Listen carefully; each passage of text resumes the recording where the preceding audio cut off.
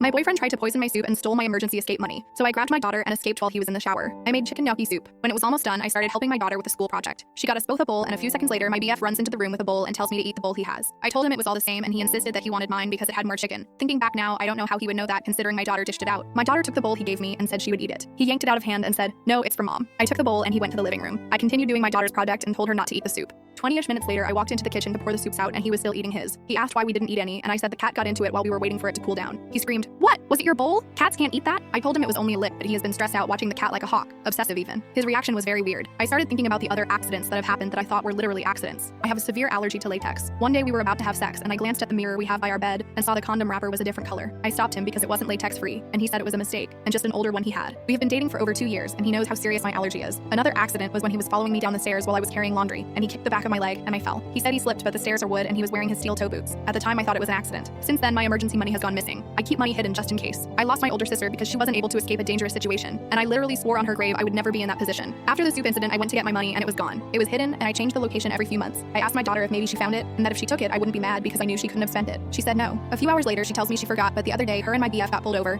and she saw my pink wallet in his glove box. I did not tell her which wallet it was in or that it was in a wallet. I decided to ask him if he found it by accident. He asked me why I was hiding a large amount of money. "You know you could never leave me," and laughed. He has never said anything like that before. I told him it was for my daughter's Christmas. He said no, he didn't find the money but could use his credit card for gifts. I didn't tell him about my daughter seeing my wallet in his car. My EpiPen that I keep in my room is missing, and I didn't realize it until I was searching for my money. We have a good relationship. He loves my daughter like she is his. We split all shared bills and we both pull our own weight around the apartment. We don't fight. He has never so much as raised his voice at me. We are paycheck to paycheck, but bills are paid. I decided to check his car for my wallet and he caught me. I asked him for my money back and he tried playing dumb. I told him my daughter saw it there. He told me she was lying. I told him I never told her about the money or what wallet. He said he was a grown man and kids lie all the time. I asked him once more for my money and he said, "I'm not giving you money to leave me," and laughed like he was kidding. I waited until he was in the shower to grab my cat and my daughter, and we left. This exact situation is why I had money saved. I did everything right and now I'm screwed. I feel like I just blew up my entire life. The day after we left, he sent me a picture of my EpiPen and tried telling me it was in my nightstand the whole time. I tore that room apart looking for it, so I know for 100% fact it wasn't there. He took it. He tried getting me to come back, telling me I scared myself stupid. Something didn't feel right, so I told him to put my money and EpiPen in the mailbox. We went back and forth and he denied having my money. He then said, "If we broke up, you and M, my daughter, are no longer allowed in my apartment and will be treated like trespassers," and sent me a pic of his target practice sheets. I went to the police about the money and was told it was a civil issue. I was upset but wanted the rest of my stuff, so I asked for an escort. I finally got an escort into the apartment with a cop and my landlord.